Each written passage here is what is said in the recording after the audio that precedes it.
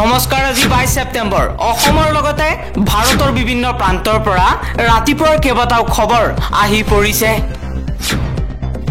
এই মুহূৰ্তত জনাই যোৱা ব্ৰেকিং নিউজ এসপ্তাহৰ ভিতৰত দুবাৰ ঋণ ল'ব ৰাজ্য চৰকাৰে 24 সেপ্টেম্বৰত ল'ব 250 কোটি টকাৰ ঋণ আৰু 17 সেপ্টেম্বৰত লৈছিল 500 কোটি টকাৰ ঋণ মিয়া মিয়া বুলি ক'লেই সুৰক্ষিত নহয় অসমীয়াৰ সুৰক্ষাৰ বাবে কাম কৰিব লাগিব মুখ্যমন্ত্ৰী হিমন্ত বিশ্ব শৰ্মাই এবাৰ হিমন্ত বিশ্ব শৰ্মাক চৰম কটাক্ষ কৰে প্ৰশ্ন কৰিছে অভিজিত শৰ্মাই কৈছে আজমলে যদি পাৰে কিয় নোৱাৰে অসমৰ মুখ্যমন্ত্ৰী হিমন্ত বিশ্ব শৰ্মাই আজমলে যদি নিজৰ জাতিৰ বাবে ডক্টৰ বনাব পাৰে ইঞ্জিনিয়াৰ বনাব পাৰে আইএছ বনাব পাৰে আইপিএছ বনাব পাৰে মুখ্যমন্ত্ৰী হোৱাৰ পাছত হিমন্ত বিশ্ব শৰ্মাই কিয় নোৱাৰে অভিজিত শৰ্মাই লগতে কৈছে যে অসমত এতিয়া এজনেই ব্যক্তি আছে আজমলৰ সমান জাতিপ্ৰেমী আৰু কোনো নাই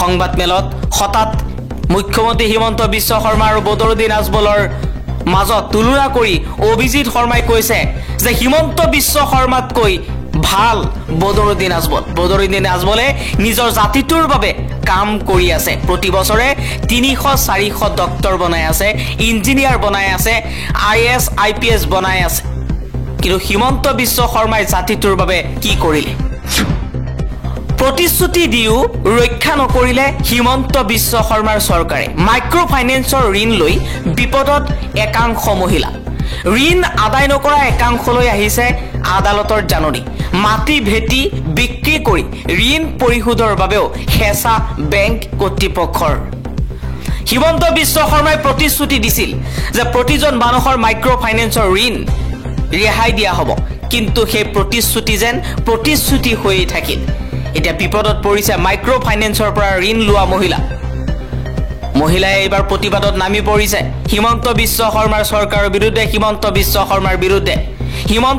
শৰ্মাৰ প্ৰলোভন দিছিল নেকি মাইক্ৰ ফাইনেন্সৰ ঋণ মাফ কৰা হ'ব বুলি আজি প্ৰতিবাদ কৰি একাংশ মহিলাই কৈছে যে আমাক মাটি ভেটি বিক্ৰী কৰি ঋণ পৰিশোধৰ বাবে হেঁচাও দিছে বেংক কৰ্তৃপক্ষই ৰাহুল গান্ধীৰ মন্তব্যক বিকৃত কৰিছে বিজেপিয়ে এবাৰ বিজেপিৰ বিৰুদ্ধে সৰব হৈ ৰাহুল গান্ধীৰ কেইবাটা মন্তব্য ৰাহুল গান্ধীয়ে কৈছে আমেৰিকাত মোৰ মন্তব্যক লৈ বিজেপিয়ে মিছা প্ৰচাৰ কৰিছে দেশ বিদেশৰ প্ৰতিজন শিখ ভাই ভনীক সুধিব বিচাৰো মই কোৱা কথাখিনিত কিবা ভুল আছে নেকি ভাৰত এনে এখন দেশ হ'ব নালাগেনে য'ত প্ৰতিজন শিখ আৰু প্ৰতিজন ভাৰতীয়ই নিজৰ ধৰ্ম পালন কৰিব পাৰে কোনো ভয় নোখোৱাকৈ সদায়ৰ দৰেই মিছাৰ সহায় লৈছে বিজেপিয়ে সত্য সহ্য কৰিব নোৱাৰাৰ বাবে মুখ নীৰৱ কৰিবলৈ হতাশ কৰিছে বিজেপিয়ে কিন্তু ভাৰতক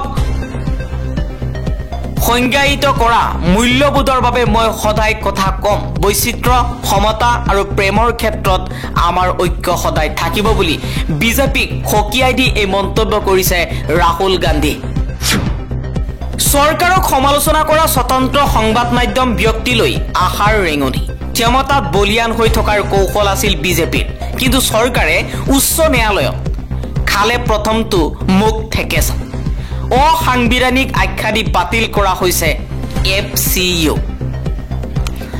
এফচিইউৰ জৰিয়তে চৰকাৰক সমালোচনা কৰা স্বতন্ত্ৰ সংবাদ মাধ্যম ব্যক্তিৰ বিৰুদ্ধে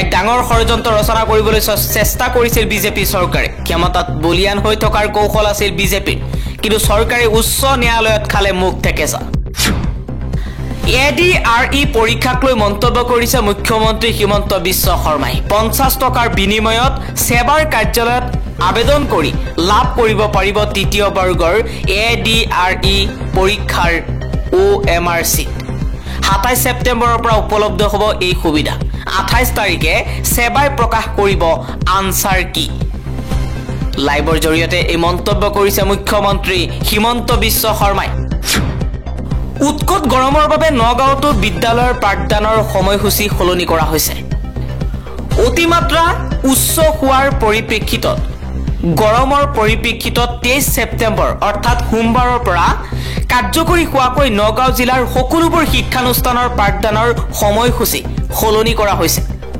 জিলা উপায়ুক্তৰ অনুমোদন সাপেক্ষে নগাঁও সংমণ্ডল বিদ্যালয়সমূহৰ পৰিদৰ্শক মৃদুল কুমাৰ নাথে মেমু নম্বৰ ISN/MISC/2023/2507 মৰ্মে জিলাখনৰ সকলোবোৰ প্ৰাথমিক বিদ্যালয়ৰ পাঠদান 23 ছেপ্টেম্বৰৰ পৰা পুৱা 7:30 বজাৰ পৰা দুপৰীয়া 11:30 বজালৈ, এমই স্কুলৰ পাঠদান পুৱা 7:30 বজাৰ পৰা দুপৰীয়া 12 বজালৈ আৰু হাইস্কুল উচ্চতৰ মাধ্যমিক বিদ্যালয়ৰ পাঠদান পুৱা 7:30 বজাৰ পৰা দুপৰীয়া 12:30 বজালৈকে নিৰ্ধাৰণ কৰি দিছে।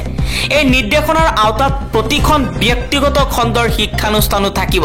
পৰৱৰ্তী নিৰ্দেশ নিদিয়া পৰ্যন্ত জিলাখনৰ সমূহ শিক্ষানুষ্ঠানৰ পাঠদানৰ সূচী এইমতে চলাই থাকিবলৈ নিৰ্দেশটোত কোৱা হৈছে।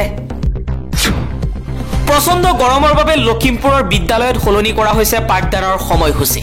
LP স্কুলৰ পাঠদানৰ সময় পুৱা 8 বজাৰ পৰা 12:30 বজালৈ, মধ্য ইংৰাজী বিদ্যালয়ৰ পাঠদান 8 বজাৰ পৰা 1 বজালৈ, হাইস্কুল আৰু উচ্চতৰ মাধ্যমিকৰ পাঠদান 8 বজাৰ পৰা 1 বজালৈ চলিব। যিকোনো মুহূৰ্তত গ্ৰেপ্তাৰ হ'ব পাৰে শংকৰজ্যোতি বৰুৱা। শংকৰজ্যোতি বৰুৱাৰ জামিন আবেদন নাকচ কৰিছে আদালতে।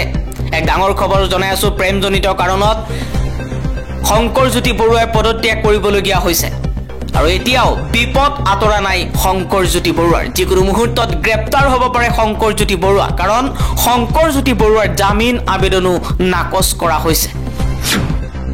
দিল্লীৰ পাছত এইবাৰ বেংগালুৰুত ফ্ৰিজৰ ভিতৰত 30টা টুকুৰা অৱস্থাত উদ্ধাৰ যুৱতীৰ মৃতদেহ। বেংগালুৰুৰ এটা ফ্লেটত এগৰাকী যুৱতীৰ অংগ বিচ্ছিন্ন মৃতদেহ উদ্ধাৰ। 29 বছৰীয়া যুৱতীগৰাকীৰ মৃতদেহ 30টা টুকুৰা কৰি ফ্ৰিজত থৈ দিয়ে। বেংগালুৰুৰ মালেশ্বৰমত সংঘটিত হৈছে এই ভয়ংকৰ ঘটনা। সংবাদ সংস্থা PTI আৰক্ষীৰ এক সূত্ৰৰ উদ্ধৃতিৰে শনিবাৰে প্ৰকাশ কৰা অনুসৰি যুৱতীগৰাকীৰ শৰীৰৰ অংগসমূহ এটা কোঠাৰ ফ্লেটত উদ্ধাৰ কৰা হৈছে। শনিবাৰে ঘটনা সন্দৰ্ভত তথ্য লাভ কৰি আৰক্ষীৰ এটা দলে ফ্লেটটোলৈ গৈ মৃতদেহৰ অংগসমূহ উদ্ধাৰ কৰে। আৰক্ষীৰ জ্যেষ্ঠ বিষয়াসকলে সেই স্থানত উপস্থিত হয়। ফ্লেটটোৰ সন্মুখৰ পথত বেৰিকেড লগোৱা হৈছে। যুৱতীগৰাকীক হত্যা কৰা বুলি আৰক্ষীয়ে সন্দেহ প্ৰকাশ কৰিছে।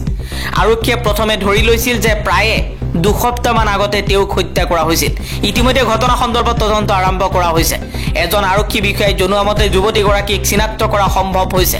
আৰক্ষীয়ে তেওঁৰ নাম আৰু পৰিচয় জানিব পাৰিলে, কিন্তু তদন্তৰ স্বাৰ্থত সেই সকলো তথ্য এতিয়াও প্ৰকাশ কৰা হোৱা নাই। মহাবিদ্যালয়ৰ বাথৰুমত মহিলাৰ ভিডিঅ' ৰেকৰ্ডিং ছাত্ৰৰ, মহিলাক দিছিল মৃত্যুৰো ভাবুকি। শুকুৰবাৰে মহাবিদ্যালয়ৰ বাথৰুমত মহিলা ৰেকৰ্ডিং কৰাৰ অভিযোগত গ্ৰেপ্তাৰ হয় এগৰাকী 21 বছৰীয়া অভিযান্ত্ৰিক ছাত্ৰ। অভিযুক্তই ৰেকৰ্ডিং কৰি ধৰা পৰাৰ পাছতে অভিযোগকাৰীক ভাবুকি দিয়ে।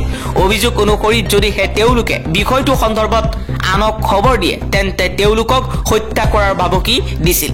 অভিযোগকাৰীয়ে দাবী কৰে যে অভিযুক্তই নিজৰ ফোনত ৰেকৰ্ডিং কৰি ভিডিঅ' ছ'চিয়েল মিডিয়াত প্ৰচাৰ কৰি আছিল। ঘটনা পোহৰলৈ অহাৰ পাছতে মহাবিদ্যালয় চৌহদত ব্যাপক প্ৰতিবাদ। দৃশ্যত দেখা গৈছে যে আৰক্ষীয়ে তেওঁলোকক শান্ত কৰিবলৈ চেষ্টা কৰাৰ সময়ত পুৰুষ মহিলা উভয়কে ধৰি শতাধিক প্ৰতিবাদকাৰীয়ে বিষয়টোক লৈ আন্দোলন কৰিছে। শোণিতপুৰ বিশ্বনাথৰ 19খন গাঁও BTRৰ অন্তৰ্ভুক্ত হৈছে। বিশ্বনাথ আৰু শোণিতপুৰৰ জিলাৰ মুঠ 19খন গাঁও BTR অন্তঃচুক্তিত অনুমোদন জনাইছে ৰাজ্যপালে। 21 ছেপ্টেম্বৰত ৰাজ্যপাল ভৱনৰ পৰা জাৰি কৰা হোৱা এই সংক্ৰান্তীয় এক নিৰ্দেশনাৰ জৰিয়তে BTRত বিশ্বনাথ আৰু শোণিতপুৰৰ গাঁও অন্তৰ্ভুক্তিৰ কথা অৱগত কৰা হৈছে। এই 19খন গাঁৱৰ প্ৰশাসনীয় জিলা হ'ব ওদালগুৰি। ভাৰতীয় সংবিধানৰ 6ষ্ঠ অনুসূচীৰ দফা অনুসৰি বিটিআৰ অঞ্চলত অতিৰিক্ত গাঁও অন্তৰ্ভুক্তিৰ সন্দৰ্ভত বিটিআৰৰ অধীনত অন্তৰ্ভুক্ত এলেকাৰ পৰিৱৰ্তন আয়োগৰ অন্তৰ্বৰ্তী প্ৰতিবেদনৰ পাছতে বিশ্বনাথ আৰু শোণিতপুৰৰ এই 19খন বিটিআৰৰ অধীনত ওদালগুৰি জিলালৈ বদলি কৰা হৈছে। সোণাপুৰত খিলঞ্জীয়াৰ ৰণসংকাৰ, বেদখলকাৰীৰ বিৰুদ্ধে অভিনৱ প্ৰতিবাদ। বৰঢোল বৰতাললৈ প্ৰতিবাদ জনতাৰ। সোণাপুৰৰ ৰাইজৰ ক্ষোভৰ অগনি এতিয়াও জ্বলিয়েই আছে। ট্ৰাইবেল বেল্টৰ চৰকাৰী ভূমিসমূহৰ পৰা বেদখলকাৰীক উচ্ছেদ কৰাৰ দাবীত অটল এতিয়াও জনতা। সোণাপুৰত শনিবাৰে বেদখলৰ বিৰুদ্ধে ওলাই আহিল খিলঞ্জীয়া জনগণ। সোণাপুৰৰ কচুতলিৰ উচ্ছেদিত লোকে আৰক্ষী প্ৰশাসনৰ লোকক কৰা আক্ৰমণৰ ঘটনাৰ প্ৰতিবাদ আৰু ডিমৰীয়াৰ 6খন পঞ্চায়তত থকা সকলো বেদখলকাৰীক উচ্ছেদ কৰাৰ দাবী উত্থাপন কৰিছে দল সংগঠনে।